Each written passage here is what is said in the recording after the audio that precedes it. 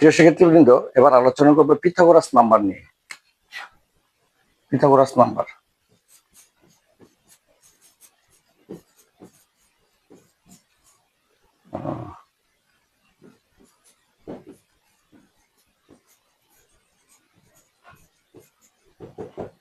অর্থাৎ যে নাম্বারগুলো পিথাগোরাসের এই উপপাদ্যটাকে অর্থাৎ এই সূত্রটাকে মেনে চলে ওইগুলোকে বলা হয় পিথাগোরাস নাম্বার।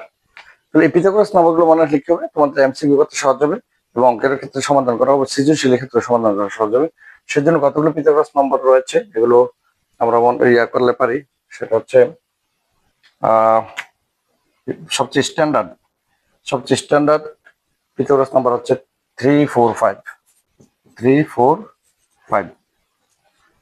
এখানে বড়টা হবে অতিভুজ, বাকি দুটো একটা লম্বা একটা ভূমি হবে। এটা লম্বা এটা ভূমি হতে হবে, এটা ভূমি এটা লম্বা হতে পারে, এটা কোনো বিষয় না।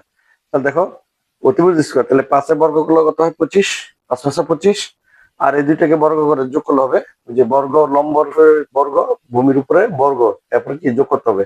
তো 3 বর্গ 4, 4 4 3 বর্গ 4, 4 বর্গ 16, সরি 3 বর্গ 9, 4 বর্গ 16, 9 আর 16 হলো 25, আর 5 একই বর্গ কত 25।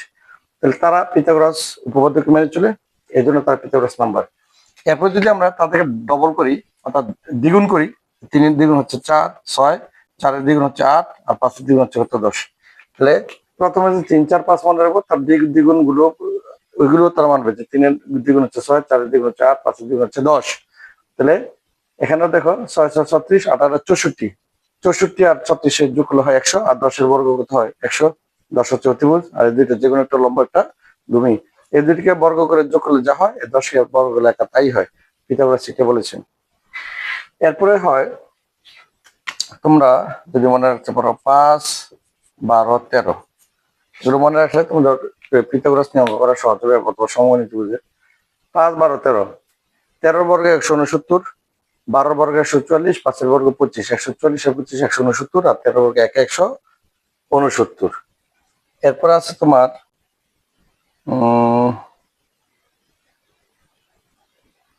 যদি আমরা বলি 1 1 √2, এটাও হয় 1 1 √2।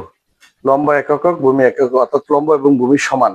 লম্ব এবং ভূমি যদি সমান হয় তবে √2।